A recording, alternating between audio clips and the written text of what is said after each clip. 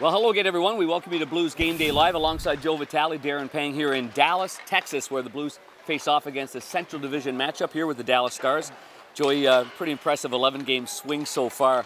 Have you been part of an 11-game win streak in any part of your life? 15. We were in Pitt. That's long. How did that feel? It felt great. Yeah. Oh, yeah. Well, I mean, it felt pretty good. Yeah. Did it feel like no matter what you did, you were just going to be able to come back and win a hockey game? 100%. That's what it seems like with this hockey club. It's the swagger. It's just that feeling in the locker room. Not much is being said. Not much is really being talked about. Everyone knows exactly what they need to do. You go in, you do it, and even when the team gets down, like we saw in the Toronto Maple Leafs game, they found a way to battle back. So all good feelings for the St. Louis Blues right now. So when everything's positive, the energy level is high no matter what happens during a game. Easily. During this 11-game franchise record streak here, and we're talking about a lot of great teams with the St. Louis Blues. It says a lot about what Craig Berube and this group of players that Doug Armstrong put together at the beginning of the year that we thought was going to be a really good team. Now they are a really, really good team, and they're playing for one another. But in this streak of 654.5 minutes, they've had the lead 60% of the time. I think, Joe, I'm maybe more impressed with the fact they've only trailed 5.5% of the time. So only 36 of the 654 minutes, this team has trailed in a hockey game. Incredible, isn't it? I mean, you look back to that, I believe it was the Florida game, February 5th, the third game in this streak. That was the last time they were losing in this entire streak. Yeah. So the Blues, for me, first thing that jumps out is the start. The start to the game has been just terrific.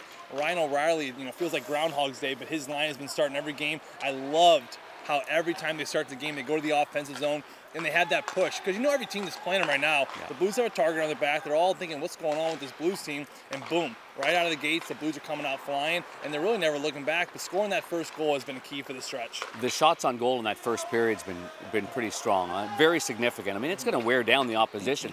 If not for Freddie Anderson of the Toronto Maple Leafs the other night in the first period, it could have even been a more exaggerated lead for the Blues. Oh, yeah, sure. I mean, in front of the net, you looked at all the chances the Blues had, and Anderson came up extremely big, and, 2-0 could have easily have been 4-0 in that game. And then on the flip side, you look at Bennington, goaltending in the second period for the St. Louis Blues. The Toronto Maple Leafs had that push. You knew that push was coming, but that's when they got those timely saves and kept them in the game. 8 straight wins on the road for the St. Louis Blues. They've got 17 total wins now in the Western Conference on the road. Only Calgary has more. So at the beginning of the year, when people were a little confused with how the Blues were playing, the road game was very simple. The road game was excellent from day one, and it continues on now, and maybe even better now. Is it because, the matchup game is a little bit better? Is it because certain players are just playing that much better? A D-core is playing that much better as well? I think it's a combination of all those things. Like I always say, this looks like a well-oiled machine. All the gears are greased real nice. Everything just like all the Porsches you have in your garage. Or the Volkswagens, whatever. Oh, okay. Same. But no, every piece is just well-oiled and well-geared and moving in a good direction. Every other piece feeds off of that piece before that. You got good goaltending.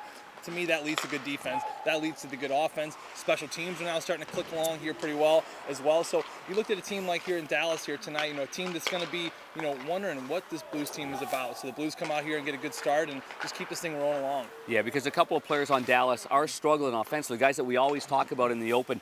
Jamie Benn, I think he's got one in his last 14. Radulov, maybe one in the last 16. Those two key cogs here have not produced. It's going to be imperative to make sure they don't get a sniff. They don't have any hope whatsoever in this hockey game. Well, they were paired up at the beginning of the year. It was the Sagan, Radulov, and Ben line. And to me, this Dallas Stars team, I don't know about you, Darren, but it reminds me a lot of the Colorado Avalanche team, where they have a really solid top line. Yes, you got Jason Spezza and some other guys kind of flirting around. And Radek Fax is a really good two-way center iceman, no question. Exactly. So you got a couple guys kind of flirting around. But I think the Dallas Stars are feeling that pressure because teams are trying to figure out how do you shut down these three guys. And since then, Jim Montgomery has split them up. You're not going to see them on the same line here tonight. And maybe they'll make an adjustment. But now all those superstars are kind of spread over the lineup, and they're certainly looking for some wins. They've only won 4 out of the last 5, and so their backs are against the ropes here a little bit. And you mentioned the Blues special teams. The power play now is starting to get going a little bit. 4 for 15 in the last 4 games. I'm going to do some quick math here. It's around 26%. So you need to be. Needed. It's a good number. 5-on-5, totally improved. That gives teams like Dallas a lot of fits as well because you're going to hem them in. They've got a young defensive core. You hem them in the offensive zone. You keep that sustained pressure from one line to another. It just taxes them. Maybe the Blues can create a little bit more power play opportunities, which they're doing a lot more because they've got the puck in the O-zone. Yeah, they are, and they're snapping the puck toward the net. You looked at Tarasenko and O'Reilly, both their goals in Minnesota, not wasting a lot of time looking for that pretty play, throwing pucks in net. Colton Parayko, he wants to pass on that goal he had versus Toronto Maple Leafs a couple nights ago. He's looking past, but all of a sudden he sees an open. He just just takes it, getting more shots than that on the saw that power was play. in, didn't you? Right, from way up there. It had a good little thud to it. Yeah. I was listening to you and Curbs, and it went thud. He thought post, crossbar, post, and out. Yeah. But it went post, thud, and out. Back bar. Yeah, back bar, and in what a great shot that was. Oh man, what a laser! It was a snapshot too. And I've even seen Vladdy has. You can tell confidence is everything, and Vladdy's talked about it. And one thing that Craig Berube talked about earlier when he took over was instilling confidence with these guys. Thought they were a fragile group. He's convinced, and I don't think he had to, but he's convinced Vladdy that he's a fast player. So skate fast. Right. He's convinced him that one time in a puck's not a bad thing. He's been one time in pucks. Right. It's nice to see. It is nice to see. And you know, the game that they won against the Dallas Stars back in January, and you had a great call on the play. Vladdy came down on that right side. You know, he's a left shot, and he makes. You said it called it a stutter step. Yep. And he makes a little stutter step to the middle, and boom, he fires it low blocker on Bishop. To me, that was a goal that really jumped out at me. Like, oh my God, this is an elite score. Well, he followed that goal up with another goal in that game, and this was the game against the Dallas Stars in this building that really started Tarasenko's up and running role. And since then, he's been terrific. Speaking of Ben Bishop, by the way, he was out here early working with their goaltending coach, and he does remain on the ice with Hudobin. Hudobin's played the majority of their games with Ben being out, so we have to mention that. Good old St. Louis boy, I tell you. But Ben always likes to warm up morning skate at this end. At that end. He doesn't like the game. Right now. Yeah. He's the big goalie. Yeah, he's a big goalie. Well, we could almost see him, but you're getting in the way. You're getting in the way. Let me just think.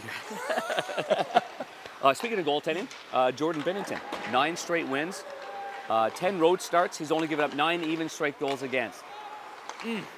Not many are going off his stick, or other team sticks. No, the last 2 were off the Blues. He didn't even give up a goal against a Maple Leaf player. I know. It went off a Blues player's stick, so they'll tidy that up. But that's awfully impressive. It tells you about the way the team's playing at even strength, though. I mean, every goaltender will take it. When the team's back checking as hard as they're back checking, and they're coming back through the middle of the ice, there's no opportunities in the really red light district there. They're coming from the outsides, and any goalie is going to take something from the angles. He's a good angle goalie. He's in good control of his post and his crease, and so that continues on. I got to throw something out here before we wrap things up today. O'Reilly for the Selke. Yes, I mean, it's going to finally catch a little bit. I mean, it's over the last few years playing for Buffalo.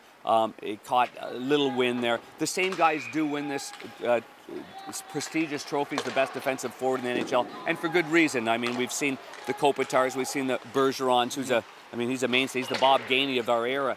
But I think that it's due here. Even when the team was struggling early, he was a plus player. He goes up against the other team's best. His takeaways, his two-way play. Well, to me, like you just mentioned, that point at the end, being a good player on a hard team, we've both been on bad teams. It's hard to do. The Blues sat in dead last in this league, and you still had Ryan O'Reilly doing it as consistently as he was. To me, that is the most impressive thing about why he should be talked about in this award. And I know everyone talks about the overtime goal on the 2-on-1, but it's always that play that broke it up in the defensive zone. It's always making those little plays and having just sticks in the right lane. And you mentioned inside out. He defends from the inside out, does a terrific job. It always leads to good scoring chances. It's something that we should definitely be talking about. Well, and it'll be a big matchup again in this game because you know that Craig Berube will have him on the ice as much against Seguin as possible.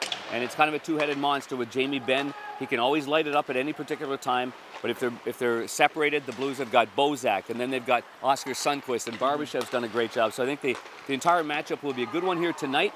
It's a 7:30? 7:30. Hey, thanks, Pinky. It's a 7:30 start here. Usually it's 7 o'clock. Don't trick me like that. The pregame's usually at 6:30. That's right. But now it's at 7 o'clock. We get an extra time to nap today. Pre-game show at 7 o'clock. That's going to be on KMOX, Chris Kerber and Joe Vitale. They will have the call on the radio side. We'll do the same thing on the TV side. We've had a break the last couple of nights, John Kelly and I, and Scotty Warman and Bernie Federico. They'll have the pre-game show as well. That'll be at 7 o'clock on Fox Sports Midwest. And we hope that you're going to enjoy the day, right? Enjoy the day. Of course. I mean, it's snowing there, too. Be careful, it's snowing right? there and it's raining here. So just be careful out there. Snuggle in. Get yourself a hot toddy. Improvise. We didn't have a microphone today. I wasn't sure what to do with my hands. We tried so to. I had to hold my folder We'll try to instead. bring it to the people on the radio and the TV side. You boost the ratings on your side. We're all happy campers. How's that sound? Let's keep this streak going. Okay, 11 straight wins for the red-hot St. Louis Blues. See if they can make it 12 tonight in Dallas against the Dallas Stars. For Joe Vitale, I'm Darren Pang. Have a great day, everybody.